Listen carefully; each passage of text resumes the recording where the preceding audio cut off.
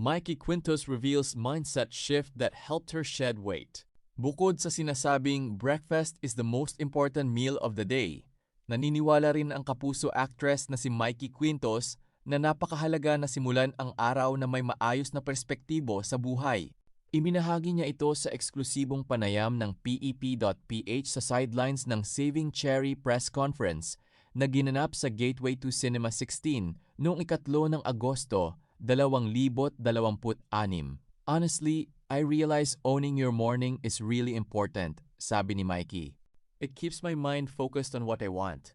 And syempre, di naman everyday gaganahan ka. Pero if you try to own your morning, you can mindset and kaya mong iset yung rest of day mo. You can make time to take care of yourself. Ang disiplina niyang ito ang isa sa nakatulong sa kanya para mabawasan ang kanyang timbang. Kinuwento rin ni Mikey ang ginawa niyang ehersisyo at diet para maging physically fit. I work out more, I swim more now, I get to free diving also. I train more swimming, nag-member ako sa team na may pool para makaswim ako more. Sa diet naman, carbs bawas and I do 2 meals a day lang.